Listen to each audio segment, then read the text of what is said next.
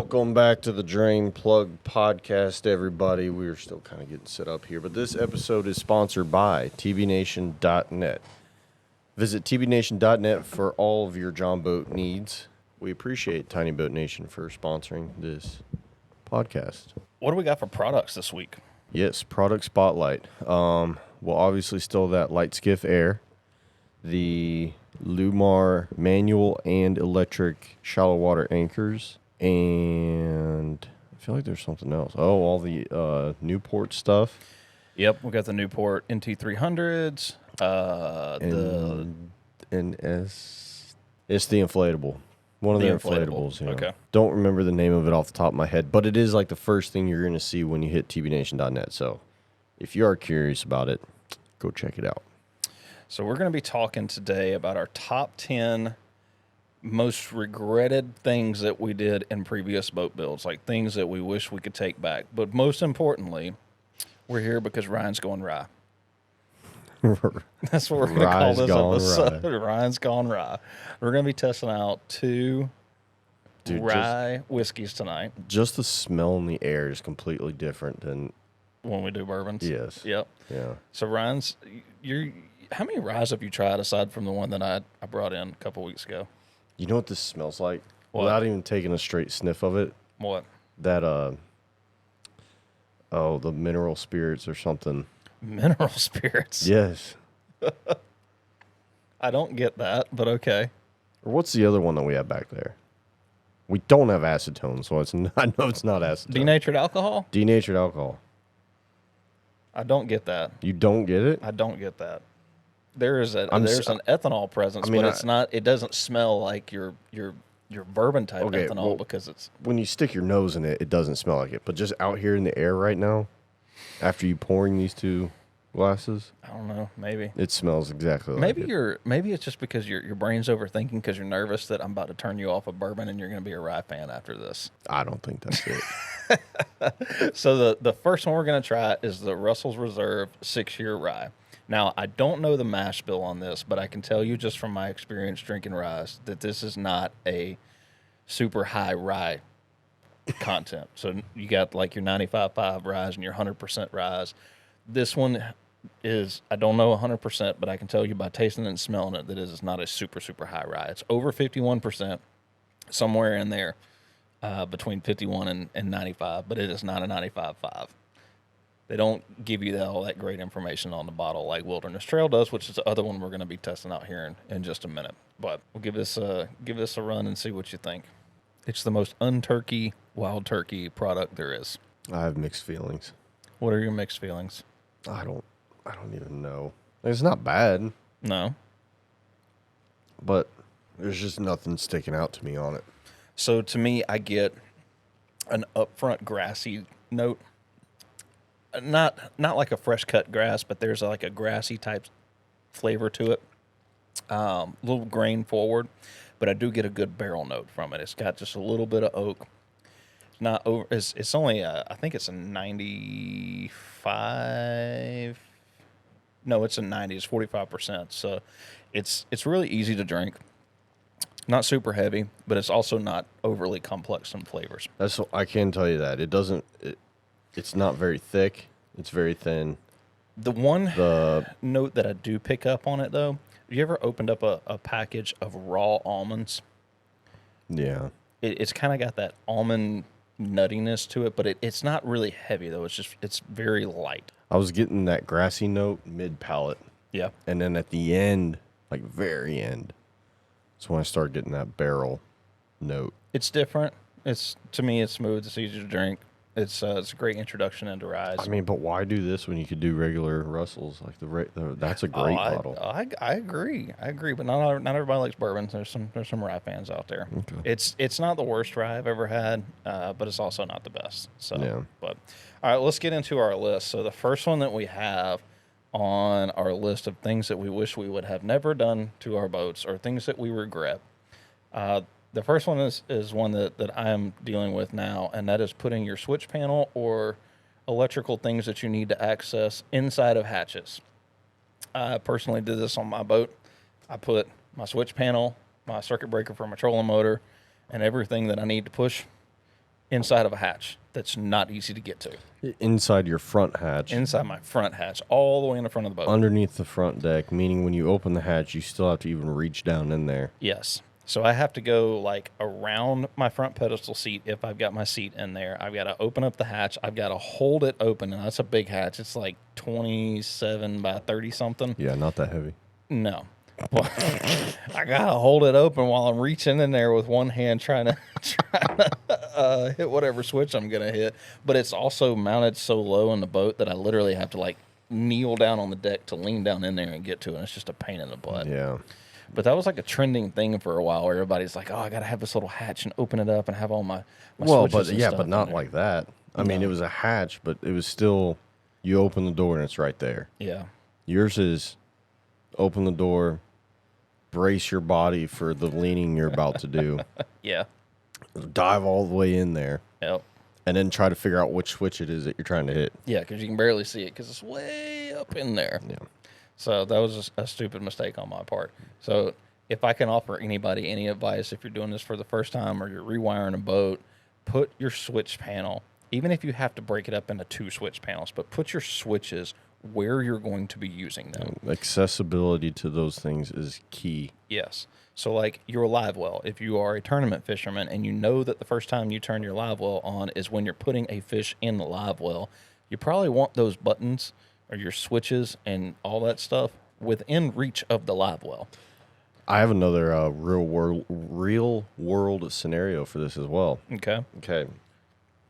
You know how we put all of my switch panels are up front Yep. underneath the trolling motor. Except for one. Well, except for 2. My front and my rear spotlights. Yeah, that's right. We put both of them on there. They're on separate switches, but those are on the cockpit Like up in the against wall. the vertical wall for the rear deck. We got stuck out in a rainstorm one night. Mm-hmm. Midnight, 11:30ish, and it was pitch black out. And we started feeling this water. I'm like, oh no. And so I asked my fiance, I was like, is it raining? She's like, I don't know. I think it's just water coming up from the lake, you know? Boy, I hit that switch right there on the side for those front spotlights, and it was just downpouring and white capping, and Golly. we were in the middle of a freaking hurricane. Yeah. And I was like, oh, okay. Well, but it was very nice having that switch there so I Right could there where you see need right it. there, because if not, I would have had to turn the motor off, run up front, find the switch, hit the switch, run back. Yeah. And then, because then at that point, I don't know because I don't like to have that light on while I'm running down the lake unless Yeah. I need it. So I usually just flip it on real quick so I can see what's going on and then flip it right back off. So I'm Yeah. not bothering anybody else. But yeah, that was a scenario where having that switch close by and easily accessible was very handy. And that's the thing is that when we were building your boat, we took the time to think about that. Yeah, we and did. You're going to find out a lot of these things that we're going to talk about are all failure to pre-plan and things that we didn't think about. You know, if you got a console on your boat, it's kind of simple. Everything's going to be on that console. But if you have a boat where you're driving a tiller handle of any type or a mud motor or anything, put your stuff in the back of the boat where you're going to be driving that you might need while you're driving. If you got lights on the front, on the outside, on the rear, you know, interior lights, you know, if you're driving down the lake and you drop something and you need to reach down and grab it real quick, it's really hard to see if you got to run all the way up to the front of the boat and go hit a switch to run all the way back to the back to go find something that you dropped in the floor. Right. So things to think about. The next one we got is one you came up with, the improper live well plumbing and cable planning. And that's dealing with like the actual routing of the plumbing and where the everything's flow going to right kit. go. So what have you experienced with that? Biggest thing is the cable for one. You know, you're gonna get a 6-foot cable, so you need to know where you're gonna run that, and you can't have like 90-degree bends or anything inside that cable. Now, by cable, you're talking about the one that flips it from Flow-Rite empty to Premium auto kit, to yep. yeah, that comes in the Flow-Rite Premium kit.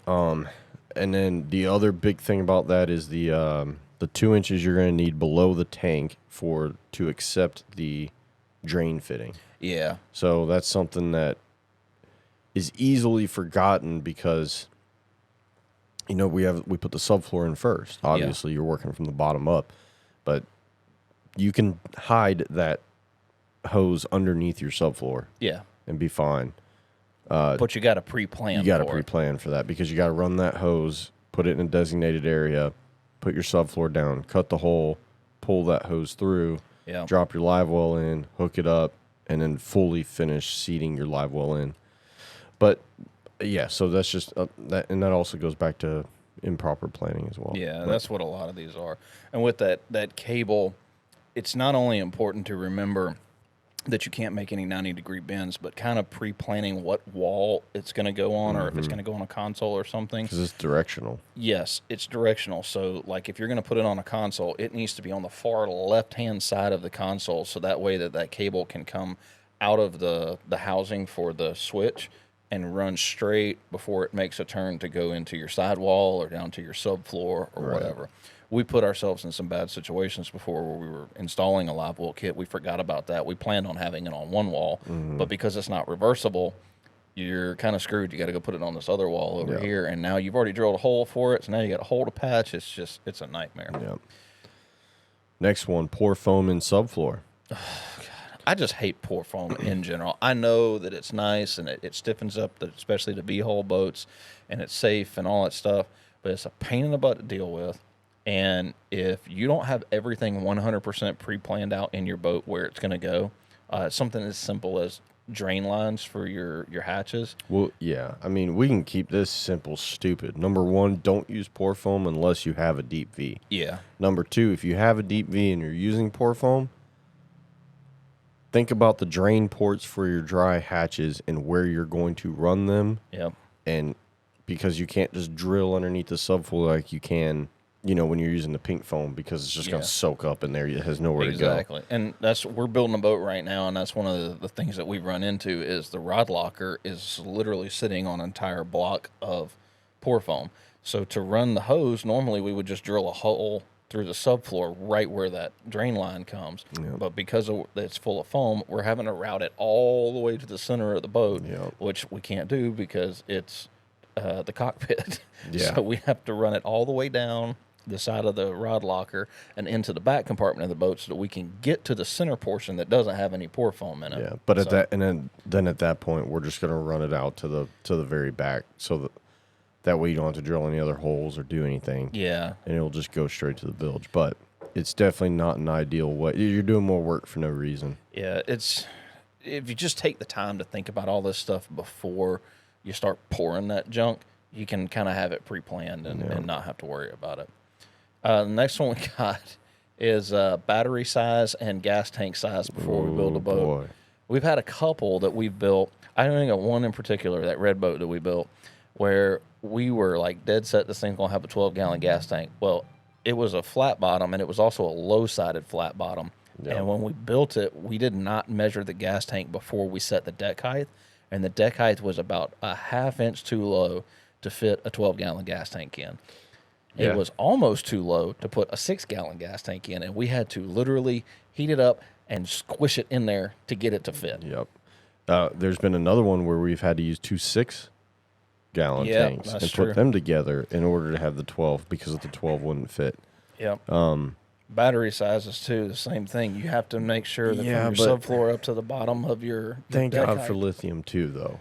Yeah, because you worst can turn them on your case scenario, you could put that on the side, but yeah, if you're definitely using lead acid, you need to make sure that you're having enough height in your compartment to hold these items, because these are going to be the biggest items that typically go into the boat and are the hardest ones or where you already have a designated or selected area where you have to put them. So Yep. Then another thing that kind of pops up in my mind, and we always think way ahead on this, is when you're running like an electric style boat that's got an electric outboard on it, and you're going to be running multiple bigger batteries. That back hatch that those batteries are going to go into, not only do you have to have are you okay? I don't like that. You don't like it? I'm dude. Whatever that is at the beginning, it's like making me tear up. Really? Yeah, I don't like it. I don't know what that is. I thought it was getting, but it's not heat. It's not like, oh, well, I'm drinking straight alcohol. You know what I mean? Really? It's not hot. I don't feel like it's hot. It's a flavor thing for me. It's that grassy kind of note that you're not a fan of? I'm just not, or maybe I'm just not used to it yet. I don't know. I'm not a fan of it right now, though. All I like it. Not my favorite, but it is really good for a rye. But what I was talking about with the electric batteries, so a lot of them are real big and long, and we're going to put like one on each side of the boat or one up next to the back of the live well or something to kind of get them out of the way. Right. You have to remember that when you go to take those things out, if you have more than one of them, you have to have enough room to move them around to actually get them out of that hatch. Yep. And we've had a couple of situations where we go to put them in, and you can get one slid in all the way, but then once that one's in the way, when you go to put that second battery in, there's not enough room to physically move it to wiggle it back in that corner that you wanted to put it in or up next to the live well. So, Or even in my situation, like we have the opportunity where we could be running a 96-volt motor. but we can't fit two batteries in your Can't bag. fit two batteries in there. Yep. Had we thought about that a little bit differently, I probably would have put that live well tank, Sideways. well, I guess sideways, yeah. Like it would have Or been move running it from, forward a little bit more. bow to stern instead of left And to also, right. we didn't put your subfloor all the way to the back of the boat. Yeah, we did about as much as we could, yeah. Well, I mean, if we knew we were going to be running two batteries, we could have moved the live well forward just a little bit That's more true. and made more subfloor area to put Yeah. those batteries on the side of the boat, but we Yep. didn't. And number 5, not building correct height transom. Yeah, so we see this a lot where people buy a used John boat and they build it, and then they have a motor that's a long shaft and they have a short transom boat. Mm-hmm. And then they've already built it and they're like, well, what can I do to modify this to make it work? So like in my personal boat, the problem that I'm having is like I want to run a surface drive at some point. Well, my boat was built with a 15.5-inch transom. There's only like a couple people out there that make a short shaft or a short transom surface drive. So in order for me to run something like a Gator tail. a gator tail or a go devil or something like that, I would have to rip my transom out and rebuild it. If not, I'm just going to be like hobbling together something to make it work, and it's never safe. So Right. like if you know from the get-go that you're going to be running a long shaft motor and you have a boat with a short transom in it, go ahead and replace it with a transom that is built up and welded in correctly instead of trying to hobble something together later, Yeah. because it's a lot harder to do. My other thing that I'll add into that is I did the cheap route and I went with a wood transom, which there's absolutely nothing wrong with it, but it would be a lot easier to modify an aluminum transom to add onto it to build it up to the height that I need now Right. than it is to rip out an old wood transom, because now my deck's attached to it.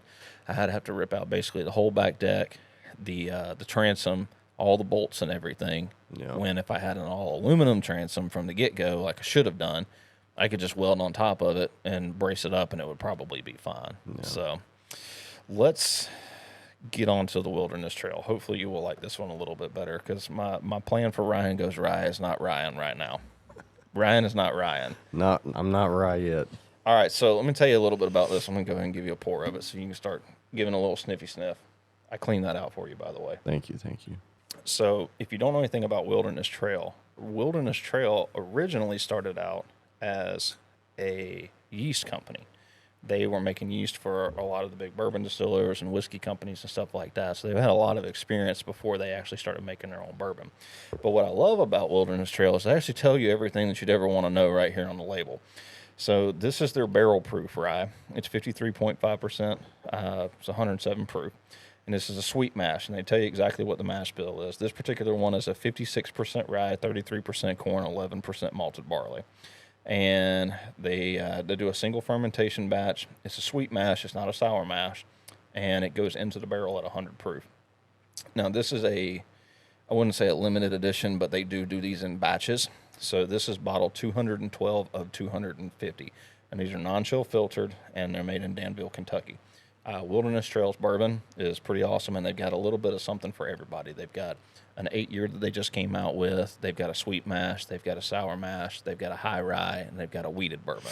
They kind of remind me a lot of the Frey Ranch stuff for some reason. Their and I don't know bottle why. shape and the way they do everything. But so this is a single barrel, and they got the barrel number on here if anybody's interested. It's barrel 16H21-F. And they call it their Settler Select Rye. And it is a single barrel proof. So it's a pretty good one to me. This is actually one of my favorite ryes that I've ever tried. We need to get our hands on that That E.H. Taylor the full E.H. rye. Taylor. Yeah. I still want to try the Jack Daniels one too. Oh, I heard that one's good. Yeah, I almost pulled the trigger on one the other day. I saw it for $64, and I was like, no, This one smells better. I'm still getting that, not mineral spirits, but the denatured alcohol smell. denatured alcohol smell. Yeah. You got a sensitive little schnoz over there. Dude, that's just what it smells like. Everybody's nose is different. I don't get it. On this one, I get a lot more of your traditional bourbon smells. Yeah, I get that I'm like getting that caramel, too. vanilla, really good oak. This one does have a grain forward note, but it's not grassy. It's more earthy to me. I like that much better. This one is a lot more bourbony, I guess you Yeah. could say, than it is a rye. I mean, it's only 56% rye. The heat's in there. But this one has a sweetness, Yes. along with a peppery note that I really like. I don't get a lot of pepper in the Russells. That pepper's coming in towards the end for me. Yes, it definitely does. It's like a black pepper or white pepper kind of tingle. But the Russells lacks a lot of sweetness. Yeah. This one to me is very sweet for being a rye, and I think that's from it having such a high corn content in the mash bill. But Right. this is probably that's by a far killer one of my favorite ryes. So, number 6 on our list of all the things that we regret doing in boat builds. Number 6, we've got wire running pre-planning, or not planning where you're going to run your wire at before you build a boat. Pick a side. Any side. Just stay on that side. Yep. Well, one thing I will say is that if you are planning on running a lot of graphs, I would put all of your graph wires, transducer wires, and everything on one side of the boat, Yeah. and then put all the electrical stuff on the other side of the boat. With that, your transducer that you mount on your transom needs to be mounted on, if you're looking at the back of your boat at the transom, on the right-hand side, Yes. not the left. Your You'll get port side. accurate readings if it's on your left. I learned Yeah. that the hard way. Yeah, it does mess it up. It's the wash of 'Cause the of the prop prop, or whatever. yeah. Yeah. But so, like, I regret this on my boat because I built catwalks on the side of my boat. And when I built them, I had full intention of putting wires up underneath that catwalk. Yeah. But when I framed them out, I framed them without any holes or anything to run wire through. So if I was going to run wire now, I'd have to drop it down below the catwalk, try to stick it up to the side of the boat as best I can. To keep it hidden. Yeah, and well, you still would be able to see it standing on the side of the boat, but I'd have to put some kind of wire loom on it, and I don't like putting wire loom if I can help it because wire loom holds water. Yeah. And I'm trying to keep all the water away from the wires if I can. But had I pre-planned it a little bit better, I could have framed in a tube or a PVC pipe or something to hide all those wires and make it a lot easier for me to run, and it wouldn't be dangling all over the place. I could go back and do it now, which I'm going to, but I'm going to have to make a big mess drilling holes through all of that aluminum to get a clean spot to run wires all the way down Yeah. one side of the boat. And it's not going to be fun. No, it's not. I'm not looking forward to it at all. Employees. Do what? Employees. It's not even that. It's getting it out of the turf. Yeah. That's the hardest part. Is like because Well, if you're you never going to, it's accidentally, going to get stuck in there. yeah, you get these little bitty chips of aluminum and a boat that's already turfed. It's if you don't vacuum them up immediately with a soft bristled brush on the end of your shop vac, you're going to get that stuff stuck in your turf, and it is really, really. You look like you are enjoying that over That there. is good. I do like that one. Okay, Ryan's back to Ryan. Yeah. You were not Ryan in the What a first place. Now loser. you're Ryan. Ryan is love it. Ryan. Right. What's and- what's the next one on the list? All right, next one is rod tubes. Now, there's a love-hate relationship here because you can make some rod tubes look really freaking good in a boat. Downside, you can't hold as many rods. Yep. It takes forever to build a rod tube. Yep. And, well, I mean, you're going to spend a lot more money doing it. Probably $150 more just on the safe side, just for the PVC and stuff that you're going to need to make the rod tubes. And then you risk breaking eyelids off your rods every time you pull one in or out. So Yeah. we've gotten to the point where we don't even do rod tubes anymore. Nope, no rod tubes. Thankfully, no one's asking for them anymore. I wouldn't do it even if they ask. And you're just having a big open compartment, so that way you can put as many rods as you want in there. Yep. Or push poles, or nav lights, or any oars, anything that's long and odd that won't sit Start that sit over in any other or won't sit in any other compartment. That's what that rod lockers is pretty good for now, without the rod tubes. So rod tubes, I don't suggest doing them. I know they look cool.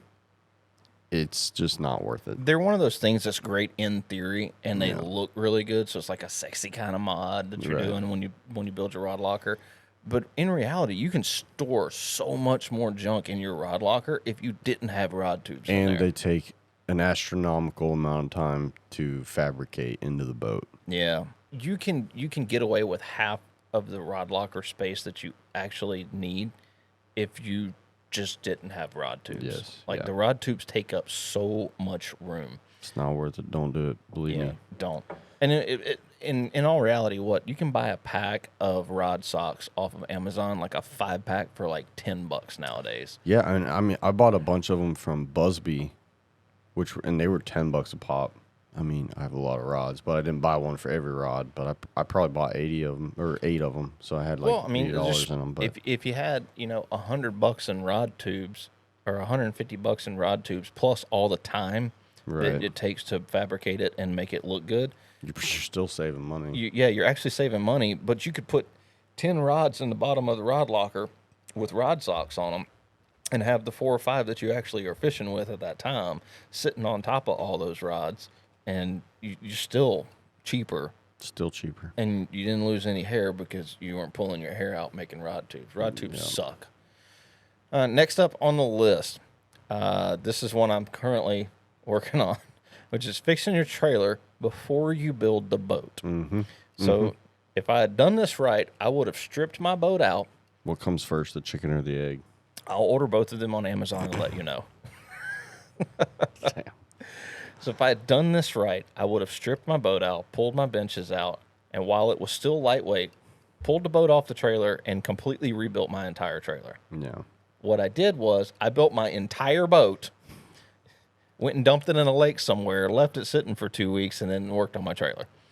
And then guess what? Well, I mean, if you have somewhere to put it, then disregard what we're saying. But it still sucks because it would have been nice to adjust the trailer and the bunks and make sure everything was lined up while the boat was still nice and lightweight and I could move it around. Now it's built out. It's heavy as hell. Getting it on and off the trailer sucks. Yeah. But I've already done a bunch of mods to my trailer.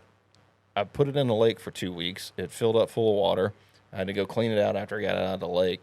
I put it back on the trailer thinking I was done, and then I'm like, crap, I got like 2 or 3 more things that I really need to do, but they're not feasible doing it with the boat on the trailer. Now I got to go dump that thing back in the dang water so that I can do more work on my trailer. Yeah. Yeah. Do the trailer first. The trailer is way more important than you think it is. I know we overlook the trailer every time, but make sure you have a solid trailer, or else all the work that you're doing in the boat is going to be worthless. We're doing a whole episode on trailers coming up. That was actually one of the suggestions that we had, so we'll get more into trailer stuff. Yeah. But if you can help it, when you're in that first stage of your boat build where you got the boat torn down and you're ready to start building on it, pull the boat off the trailer, set it on some jack stands or something, and go ahead and get the trailer done and over with before you even start on the boat build. Your life will be so much easier in the long run. Man, that's good. You're really liking that one. Number 9, not tearing out all foam, all the stock foam in the boat. Yeah. Or benches or something like that. I would just add that into that whole equation. Yeah, and we get that from a lot of people. We've done it a couple times, but we see a lot of people that will try to just cut enough of their bench out so they can drop a small box in there, and then they realize later on, well, hell, I could do so much more if I would just pull this box out and pull this whole entire foam out. It is easier to just tear everything out of the boat and start from scratch than it is to try to work around or with whatever is currently in the boat. Yeah. We've made that mistake multiple times. You think that you're saving money and time.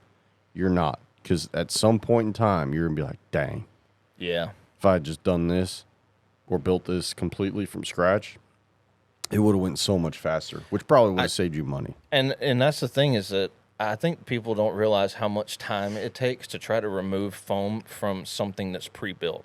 Like Right. if you got a bench and you're trying to pull foam out of it and you just cut the top of it out, it's a pain in the butt and it takes a long time. And you wind up always cutting your hand at some point on the sharp edge of the bench. If you would just take the whole bench out, the foam will usually come out in one giant block. Whole bench out, and then, then you'd have nothing. Like, it would take you no time to rebuild whatever you need to. Exactly. The trackers are the worst. The trackers that have that whole back that's full of foam. That G3 was pretty. The pretty G3 is kind of built the same way, where you've got the framing is where the foam is up against, and it's almost like glued to the inside of it. Yeah. So if you would just cut the entire back of the boat out, like the whole decking area, you can get to all that foam and get it out so much easier than you can trying to just cut the top of it off and reuse those walls and stuff. It's just easier just to start over. Right. Next on the list, and this is number 10 and our final one, hatch sizing and opening direction. Yeah. We both have a boat right now that we currently own that we wish we would have done something different with our hatches. On mine, I have one hatch on the front of my boat that opens in the same direction as the trolling motor. So if my trolling motor is stowed, I cannot get that hatch open because it hits the trolling motor, which is, it's not a big deal when I'm in the water because I usually got the trolling motor down. But like if I'm at home and I want to get in that hatch, or if I want to like work in that boat, I have to put the trolling motor off the front of the boat, which it doesn't go all the way. It hits my trailer. So I've got to have it like in just the right place so that it sits on the handle of my winch. Yeah. And hope it doesn't fall, just so that I can open that hatch up. Now I'm gonna put a little stipulation into that. We are working in tiny boats, so sometimes there's some give and take, and I'd say that's one of those situations where you're gonna have to do some giving and taking. If you want the hatch there, just know you're not gonna be able to get into it if that trolling motor's up. That is true. So don't put important things on that side, right? Like your switch panel or something like that. But I get what you're saying, though. It still makes a pretty big inconvenience for you. And if I had pre-planned it a little bit better, I probably would have put that hatch on the other side of the boat, because the way that it opens towards the trolling motor. Right. If I would have had it where it opened like towards the side of the boat, I could probably get that hatch about at least halfway open so that I could at least access it. But I just wasn't thinking about it. I knew my trolling motor was going to be on that side. Had I been thinking about it beforehand, I would have laid it all out and said, oh, if I open it this way, I'm going to hit my trolling motor. I should probably put this somewhere else. Right. But I waited till it was too late. Like I had already mounted it and put turf on it when I opened it up for the first time and hit the trolling motor, and I was like, dang, it's too late now. All it would have taken is just a few minutes of. This is a real quick. Oh man. Yeah, that's exactly. Actually, there was a few choice words that were said, but. Well, hatch sizing would pertain to me. I put one in that was way too wide for what it really should have been. Now, it's lovely having that width when you open it and you need to get down in there and you're looking for stuff. It's great.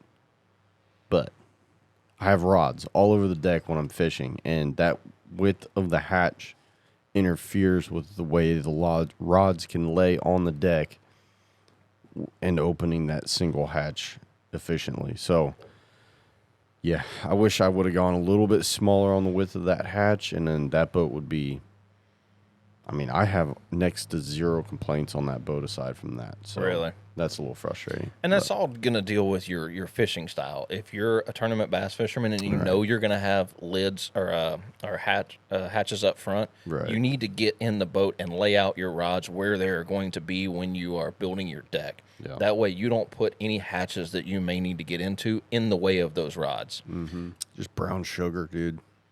You getting a lot of brown sugar in that one? Yeah. That's a good bottle. That's a dang good bottle. And What's they're that not retail? Like $54. Oh, dude, all day. All day. All the Wilderness Trail stuff is super affordable. I think the most I've ever seen them for is like 60-something. They're not expensive. Okay.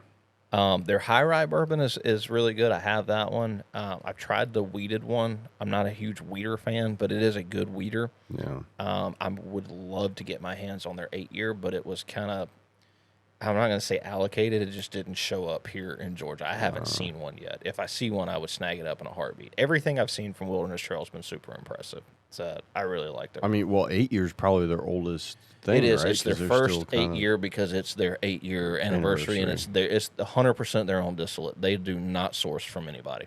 Really good stuff. That makes me really want to try that Frey Ranch stuff.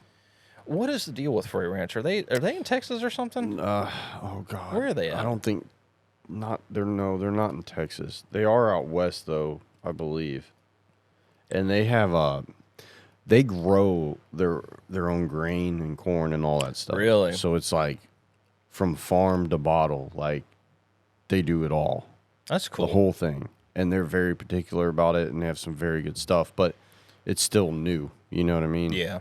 And so they don't have a whole lot of age statements on everything, and I've never tried them, but I've heard that's very good. I'm Like gonna have very to check good. them out. They're I just see them on the expensive. shelves, and they are kind of pricey. They're still like $80 or something. Yeah, I just don't know a whole lot about them. Yeah. Now, I know a lot about the Wilderness Trail for two reasons. One, because they're actually very open to social media people. Like, they've been on quite a few podcasts. They've been on YouTube. You know, people have interviewed them.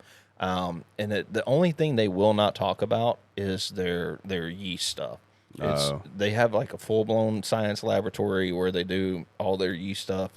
Because they make yeast for all these bourbon companies and whiskey companies, they can't reveal information about it.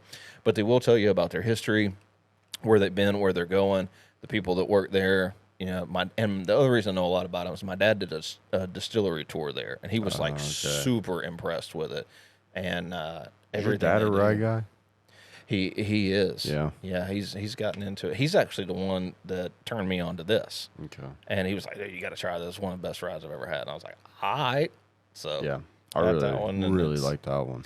yeah, if you can find, now they have a regular release rye, and it's good too. But if you can find the barrel proof single barrel, it is amazing and worth the extra little bit of money for it. All right, so I'm glad we got Ryan to rye. Ryan's Ryan Rye. tonight. Ryan's Ryan. Let's wrap this up so I can hit the liquor store and find that bottle. Yeah, get you some. Yum, yum, get you some. That's what that Yeah, is get right some. there. That's dang good. Thank you guys for listening to the Drain Plug podcast. As we mentioned before, please visit TBNation.net. They're the sponsor of this podcast, and also great place for you to be able to find all your John boat needs: dry hatches, EVA foam, lithium batteries, electric outboards, gas outboards, Inflatables. inflatable boats. We got the inflatables. plastic boats. Yeah, we got all the We got all the doodads above. and gizmos and everything you could ever want. Yes, with other things coming down the pipeline. And we greatly appreciate your support. Please click a like on this video if you guys enjoyed it. If you're listening on a podcast platform, please rate the episode. That does help us out tremendously. Hey, I was looking at our RSS feed the other day, and we got people from all over the globe listening. Yeah, did you see that guy in Antarctica? Yes, there's like people all over the place listening. So we really appreciate the people that are taking the time to download this on the podcast platforms and listen to it.